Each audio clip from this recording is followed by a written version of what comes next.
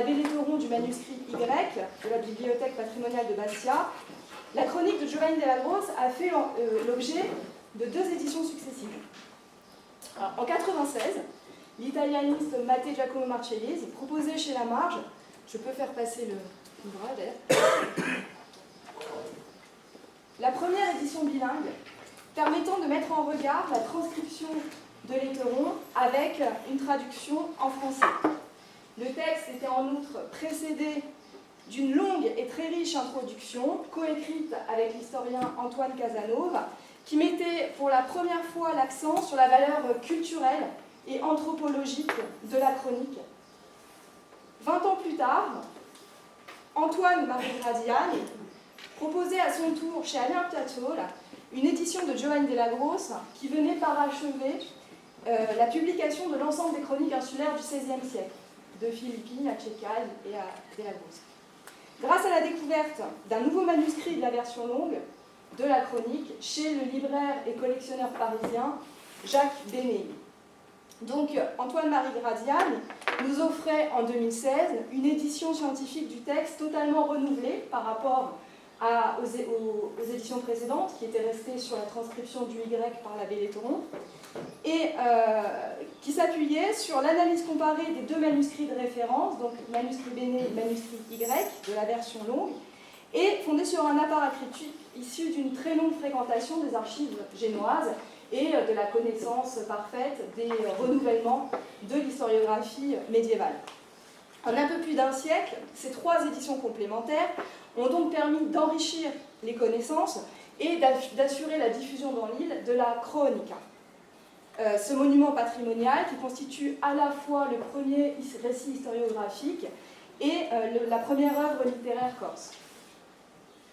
Dans ce contexte, lorsqu'en 2017, nous avons nous-mêmes commencé avec Jean-André Cancellière, qui est à l'initiative de ce projet d'édition de Giovanni Della Grosse, à travailler à une nouvelle édition, en version numérique cette fois, d'aucuns se sont montrés un peu, sinon sceptiques, du moins un peu réservés.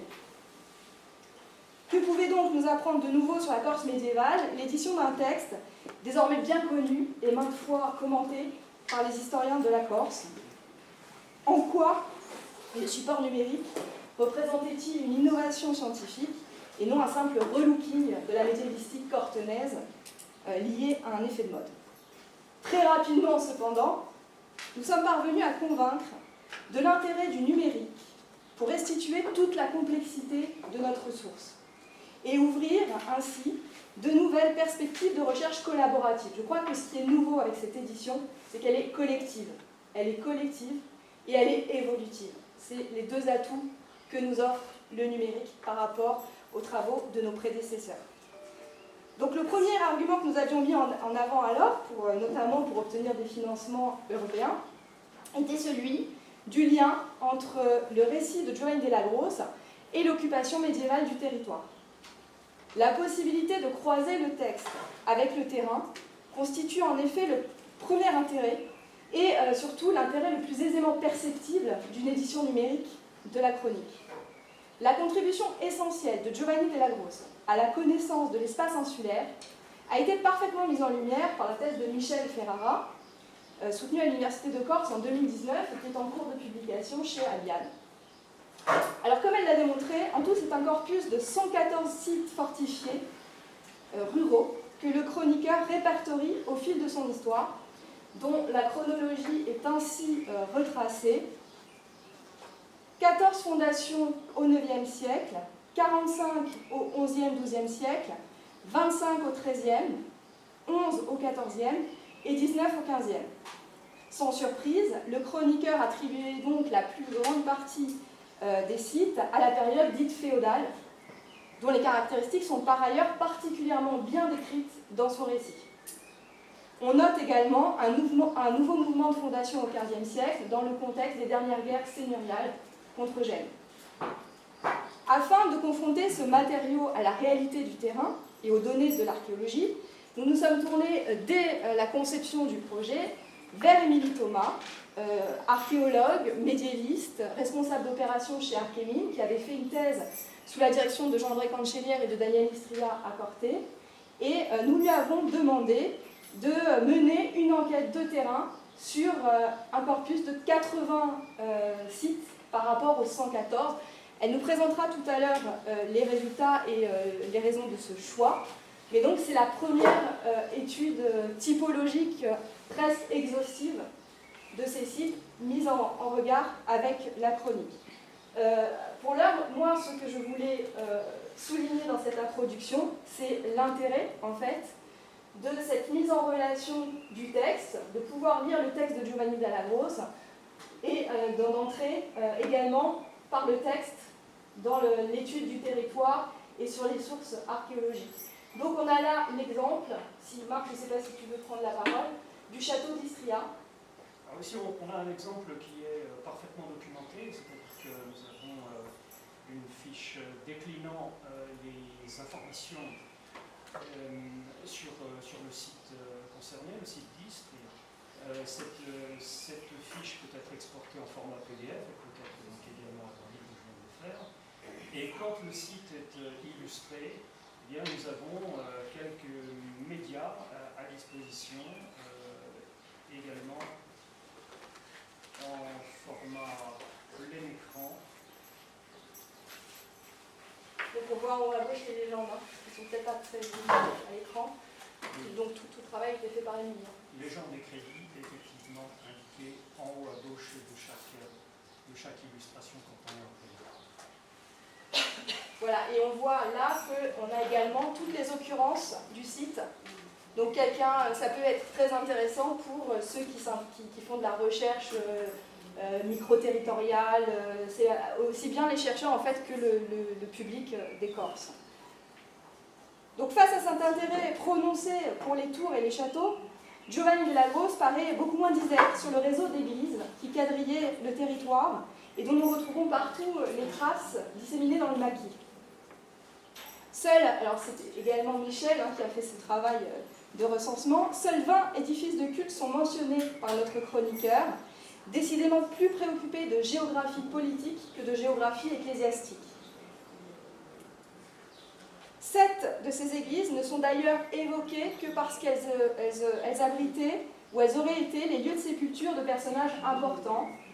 Et c'est le cas notamment de l'église Saint-Jean de Benaco, que nous irons visiter tout à l'heure avec Denis Terrachon, que nous remercions d'avoir accepté de jouer le rôle de guide, et qui, selon notre chroniqueur, aurait abrité la tombe du comte Bianco, le fils du légendaire Ugo Colonne, qui serait mort en 879.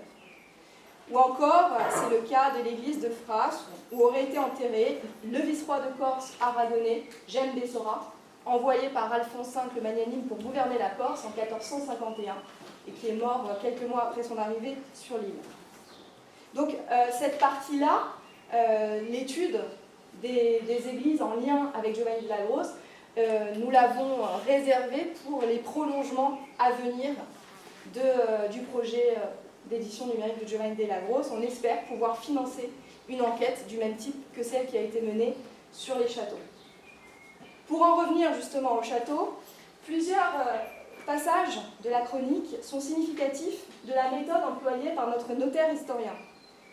Ainsi, après avoir décrit le processus de féodalisation de l'île, qui suivit la mort du dernier comte de Corse, Arrigo Balmesser, une figure mythique aussi en l'an 1000, Giovanni conclut-il, de ces châteaux dont nous avions dit que chacun édifié en Corse, pour presque tous, on peut en voir et retrouver les vestiges ou les fondations et savoir ainsi qu'ils ont été construits. Donc, afin de faire taire d'éventuels détracteurs qui prétendraient que tout cela ne serait qu'une fable, c'est le mot employé par Giovanni Della Grosse, et non la vérité, également une citation, en l'absence d'autorité textuelle, Giovanni Della Grosse s'appuie ici sur l'archéologie. Et les ruines deviennent la preuve irréfutable, pour notre auteur, du passé prestigieux de la Corse. En creux, nous pouvons donc en déduire qu'il est lui-même allé enquêter sur place. Et c'est ce dont témoigne un autre passage consacré au palais des comtes de Corse, qui était situé à proximité de l'église Saint-Jean de Benaco, dont nous verrons aussi des traces tout à l'heure, enfin, ce qui a été interprété comme des traces, mais c'est loin d'être avéré. Et donc notre chroniqueur nous rappelle que le comte Ugo Colonna si facesse un bello palazzo, un bello luogo, che oggi si chiama il Poggio di Palazzo di Bella. Et au folio 82, il revient sur ce site et il précise « Des témoignages dignes de foi montrent que le palais de Venaco fut illustre, car aujourd'hui encore, on peut voir les fondations. Et il en reste une renommée perpétuelle, laquelle durera toujours parmi les habitants du village et de la piève de Venaco. » Donc on a cette trace toponymique sur le plan terrier de la Corse,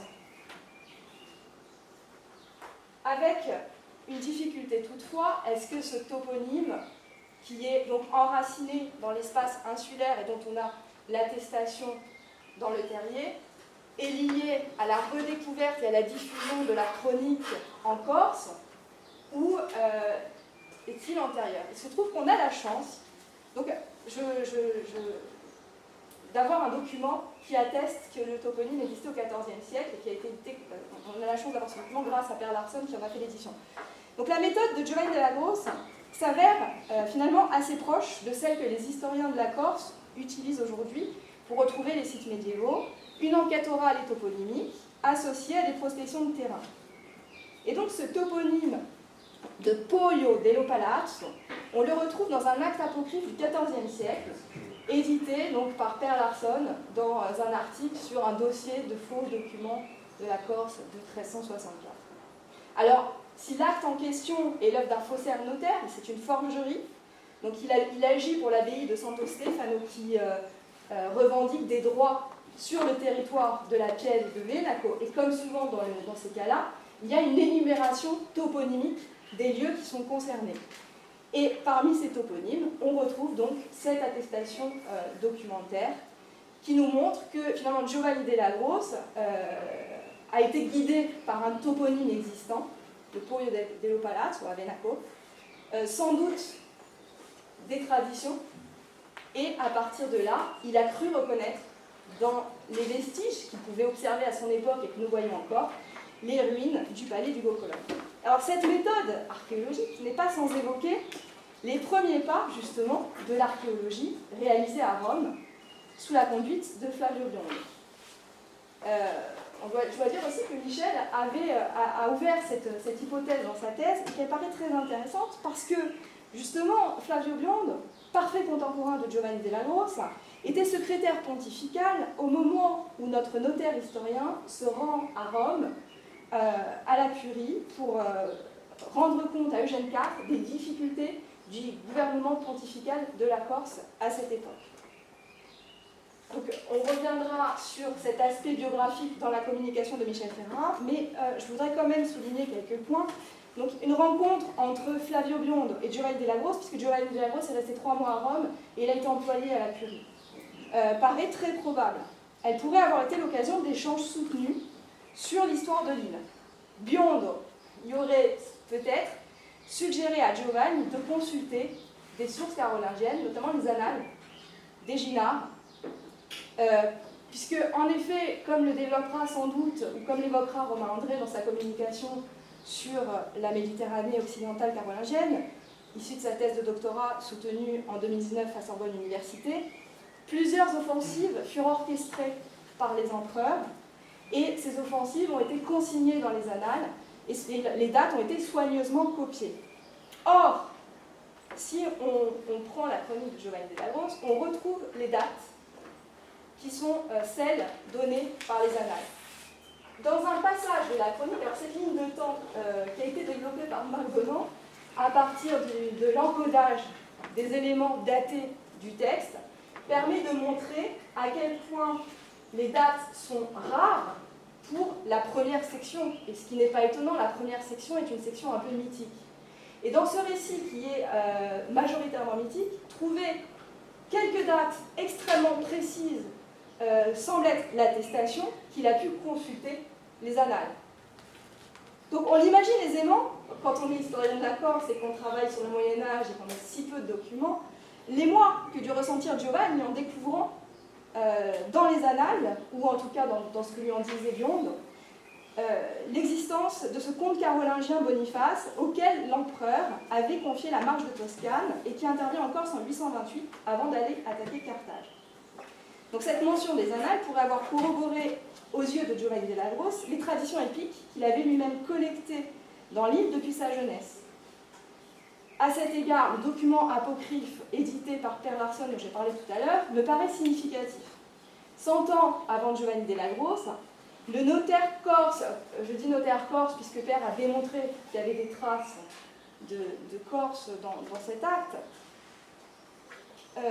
l'auteur de l'acte invoquait un certain Messer Rolando Conte per la grazia de Deo et Signor di tutta la isola di Corsica sur un acte de 700. Donc ce fait révèle qu'en fait il a voulu rendre probable sa falsification.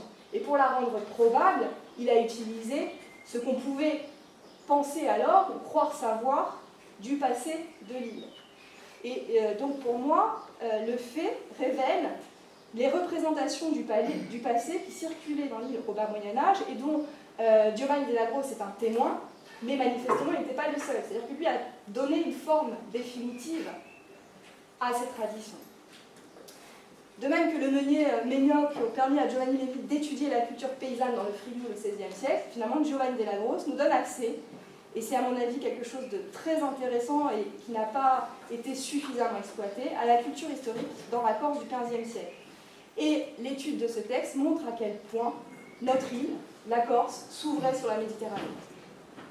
Les informations sur Boniface sont en effet loin de se limiter à une tradition orale, locale, contrairement à une idée qui semble s'être répandue ou imposée chez les historiens de la Corse, apparemment à la suite de l'édition de l'Héteron. Alors je cite, une citation un peu longue, « Le comte Bonifacio, non seulement fit de la Corse un État solide et sûr, qu'il défendit contre toutes les tentatives des puissants infidèles, mais encore il accomplit hors de Corse, en Afrique, des actions merveilleuses dignes des plus grands capitaines, en libérant la Sicile, comme il le fit du pouvoir sarrasin, en ruinant et en mettant à sac Carthage et Tunis, où après avoir tué de nombreux morts et emporté une belle victoire et un important butin, il put se retirer sain et sauf en Corse avec ses gens et sa petite flotte. Et bien qu'il fût aidé de son frère de Rome et d'autres comtes de Toscane, ses parents, ils ne virent pas en personne, de sorte que l'on peut sans aucun doute dire que le comte Boniface était parmi les plus vaillants des princes, et s'il avait eu des forces plus importantes, et s'il avait vécu au temps de la République romaine, nous pouvons considérer que nul ne l'aurait surpassé, parce que les événements font les hommes, comme en témoigne l'histoire, à travers tant d'hommes qui se sont illustrés en leur temps. Il vieillit et vécut jusqu'à 88 ans, ayant la barbe et les cheveux blancs comme la neige, et en raison de cette blancheur, il fut surnommé le comte Bianco. Donc je ne reviens pas sur la tradition, mais on retrouve, pour ceux qui connaissent les annales d'Eginhard, on retrouve énormément d'éléments, et en fait, Giovanni della Grosse a glosé le texte d'Eginhard. Mais ce qui est intéressant, c'est que certaines informations qu'il a ajoutées proviennent de Flavio Biondo. Puisque, alors ça, peut-être que Romain pourra nous éclairer, mais cette histoire de la Sicile, moi, la première attestation que j'ai trouvée d'un lien entre l'action de Boniface en Afrique du Nord et en Sicile, je retrouve ça dans l'Historiarum ad inclinatione Romani Imperii. Et ensuite, à partir de cette source, donc on retrouve chez Giovanni della Grosse, et on le retrouve dans un... Donc en fait, l'idée serait que cette offensive de 828 aurait permis de libérer ou de reculer la conquête de la Sicile par les Aghlabites qui commencent juste à venir. Donc il faudra des recherches pour voir d'où vient la source de Flavio Biondo, puisqu'on imagine qu'il s'est appuyé sur quelque chose d'antérieur. Mais ce qui est intéressant, c'est que je pense que c'est par lui qu'on retrouve cette information sur la Sicile dans Giovanni della Grosse, et donc ça vient un peu corroborer l'hypothèse qu'il connaissait les travaux de ce dernier. Donc Pietro Cirneo cite, dans son De Rebus Corsicae, cite directement Biondo. Le comte Boniface passa en Afrique en 24 fois aux mains avec l'ennemi entre Utique et Carthage, au rapport de Biondo et de Platine, et lui tua tant de monde que les morts, comme en temps de Scipion, se virent contraints de rappeler leurs troupes de Sicile pour secourir la patrie menacée. C'est ainsi que la Sicile fut délivrée des barbares. On retrouve également cette tradition chez l'historien sicilien Fazil, Et ce qui est intéressant, c'est qu'un des copistes de notre manuscrit, parce que ce qui manquait aussi aux éditions précédentes, et j'y reviendrai dans quelques instants, c'est les interpolations. Les interpolations qui font partie du manuscrit et qui l'éclairent, et qu'une édition numérique permet de conserver. Et l'un des copistes, donc au moment où Giovanni évoque la figure de Boniface et cette histoire de Sicile, dit effectivement, je l'ai retrouvé chez Fazzelli. Et ce qui est peut-être encore plus significatif pour les historiens de la Corse, c'est que Bion introduisit une autre nouveauté, plus directement liée à l'île, par rapport au texte d'Egina. Sous sa plume, le Bonifacius Comes, puis tutela Corsicae insulae tunc erat commissa d'Egina, devint Bonifacius Corsicae Comes, comte de Corse. Un glissement sémantique en parfaite résonance avec les traditions historiques rapportées par Giovanni della Grossa. Doit-on y voir le reflet des échanges entre Flavio Biondo et l'historien corse, ou est-ce la trace d'une autre source, à ce jour non identifiée, qui aurait attribué à Boniface ce titre de comte de Corse? Les liens de Giovanni della Grossa avec le milieu humaniste passèrent fort probablement par la Ligurie et les Campo Fregosi, au service desquels il travailla, comme va l'expliquer Michel. Et parmi les pistes de recherche, nous explorerons notamment celle de Bartolomeo Guasco, qui exerça la charge de commissaire en Corse en 1437, et qui nous a été soufflée par une historienne spécialiste du milieu humaniste à la Curie, qui est Clémence Reveste, que j'avais invitée à venir à cette journée, qui n'était pas disponible, mais qui viendra animer un séminaire dans l'année pour nous éclairer justement sur ce milieu et voir comment on peut mener des recherches pour mieux comprendre ce passage de Giovanni della Grossa à Rome. Giovanni della Grossa chercha donc à concilier les traditions épiques avec les informations fournies par Bionde, et ce faisant, il ajouta au récit deux détails d'importance qui sont connus. De retour d'Afrique du Nord, chargé des butins, Boniface aurait fondé la ville de Bonifacio, et mort à 88 ans, Boniface aurait eu pour surnom Bianco, ce qui en faisait l'ancêtre prestigieux des seigneurs Biancolacci, la boucle est bouclée, et on retourne aux seigneurs corses. En revanche, c'est intéressant, il fit totalement disparaître la figure impériale. L'empereur n'intervient plus dans cette histoire, puisque les offensives sont placées sous l'autorité du souverain pontife. Alors, pour ce qui est, plutôt qu'une invention totalement volontaire, il faut peut-être interpréter cette confusion entre Boniface de Toscane et Boniface Colonne comme le signe des efforts, ça c'est du domaine de l'interprétation, mais des efforts de Giovanni pour faire coller la tradition orale aux documents historiques, c'est-à-dire peut-être pas forcément une mauvaise foi, mais plutôt une volonté de faire acte d'historien. Notre notaire historien aurait peut-être péché par excès d'enthousiasme. Des recherches aux archives vaticanes dans les registres d'Étienne IV seront donc nécessaires pour mieux connaître le séjour romain de Giovanni della Grossa. On voulait le faire dans le cadre du projet, le Covid nous en a empêché, puisque les archives ont été fermées assez longtemps, et puis on avait ensuite pris trop de retard pour relancer une enquête archivistique. Donc on espère avoir des financements pour reprendre ce dossier. En tout cas, d'ores et déjà, nous pouvons considérer que ce séjour romain fut crucial dans l'élaboration du projet historiographique de Giovanni della Grossa.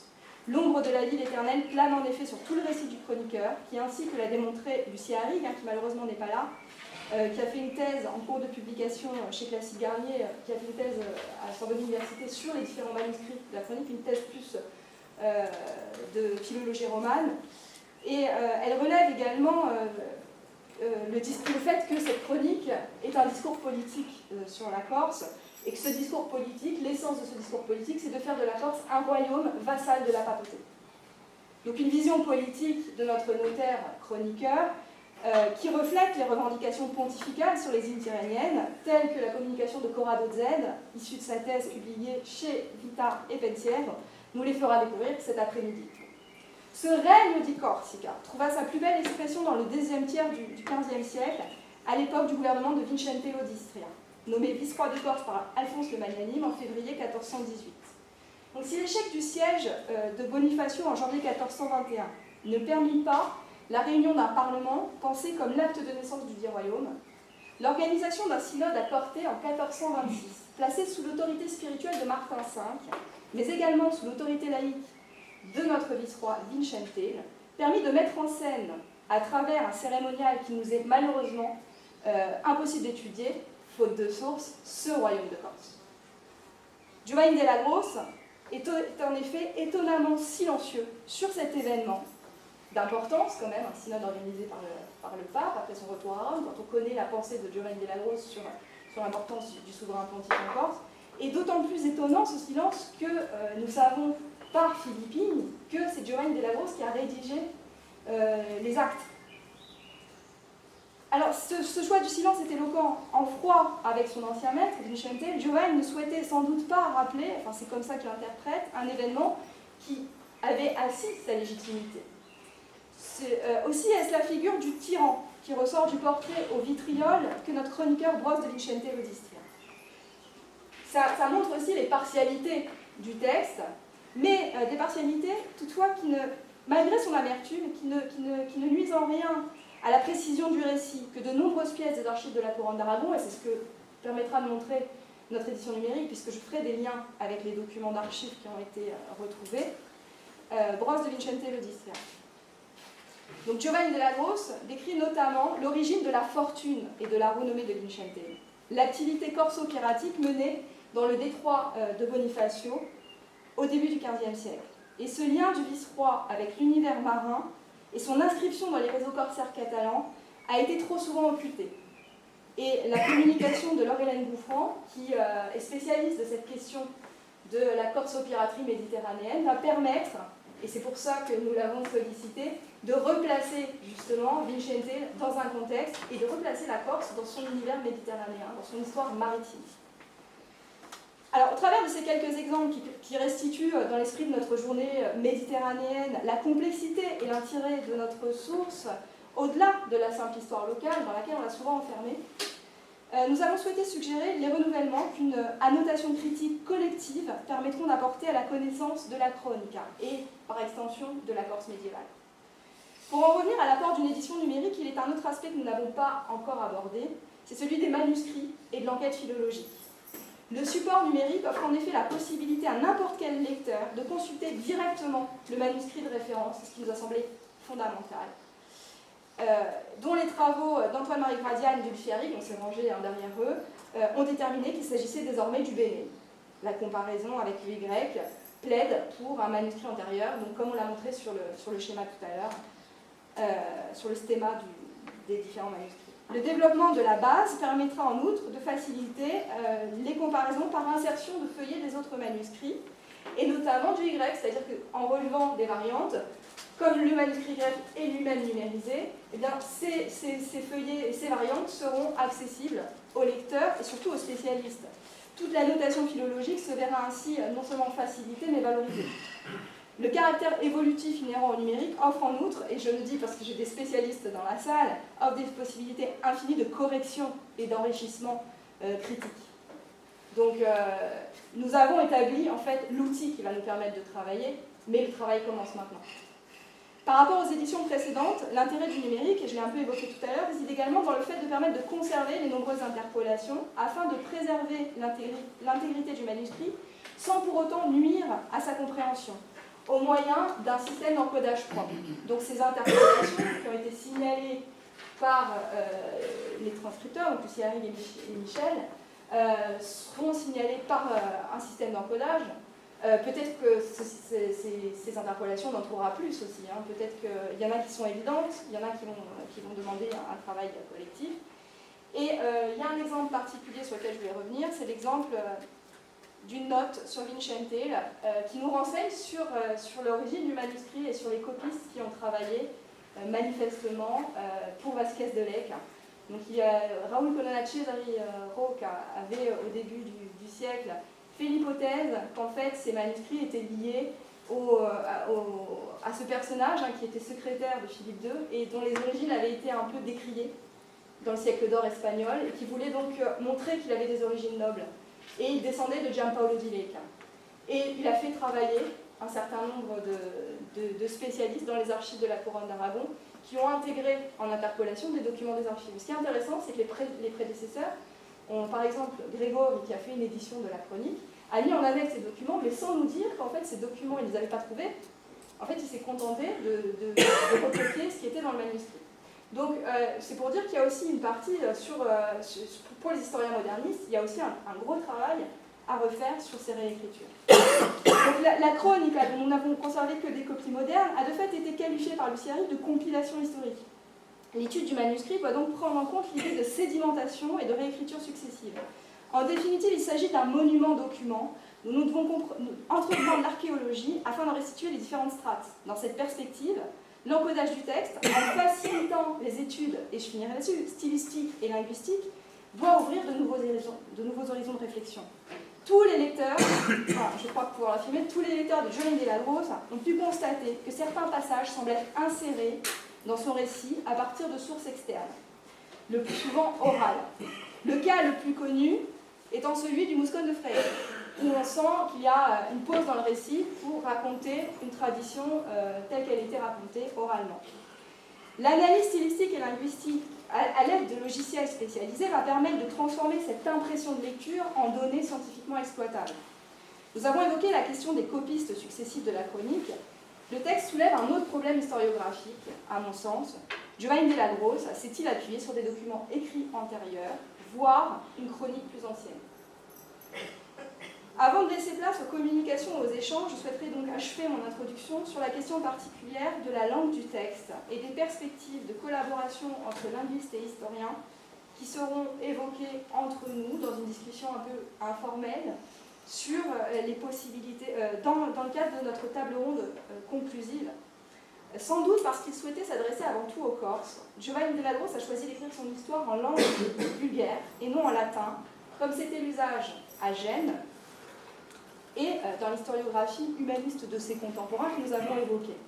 Soulignons à cet égard que la seule lettre conservée, puisque Giovanni della Grossa a été au service de l'office de Saint-Georges, donc nous avons une lettre écrite de sa main, et cette lettre est écrite en latin, ce qui est plutôt rare dans la documentation administrative de Saint-Georges. D'après nos dépouillements, les lettres en latin étaient plutôt le fait des vicaires de justice qui étaient docteurs en droit. Et dans ma thèse, j'avais mis l'hypothèse que le choix d'écrire en latin était une façon de se démarquer, de montrer une supériorité intellectuelle de ces gradués de l'université. En écrivant en latin au protecteur de Saint-Georges, Giovanni della Grossa cherchait-il à affirmer son appartenance au milieu des humanistes italiens? Il reste que la langue de la Chronica est un objet d'étude largement inédit. Quelques premiers éléments d'analyse, et il faut souligner parce que c'était quand même très intéressant, avaient été suggérés par Matteo Giacomo Marcelli dans son introduction. Mais l'encodage du texte ouvre aujourd'hui un nouveau champ de recherche croisant histoire et linguistique. Alors, par exemple, c'est un corpus onomastique, de noms de lieux et de noms de personnes, de 1000 occurrences à l'heure d'aujourd'hui, mais qui va s'étoffer puisque l'encodage n'est pas totalement, il sera achevé dans 15 jours, que cette base de données met à disposition des chercheurs. Du point de vue du lexique, l'encodage a donné lieu à la création d'un nouveau dictionnaire de 13 884 lexèmes, sans compter les noms propres et les mots de liaison, que Marc Bonan présentera en introduction de notre table ronde, puisque à partir de ce dictionnaire, notre objectif est d'élaborer un glossaire qui peut d'ores et déjà s'appuyer sur le premier travail réalisé par Antoine-Marie Gradia dans l'édition de 2016, mais le recours à notre collègue linguiste Stella Médor et à des spécialistes italiens tels que Per Larsson de l'Opera del Vocabolario Italiano, Annalisa Nesi de l'Accademia della Crusca et Marco Maggior de l'Université de Pise, aujourd'hui sera très précieux pour constituer la méthodologie, en fait, pour nous indiquer, pour définir ensemble la façon de travailler afin que ce glossaire réponde aux critères scientifiques et soit reconnu par les spécialistes. Donc nous remercions chaleureusement nos invités prestigieux de leur présence aujourd'hui apportée et je vais maintenant laisser la parole à Michel.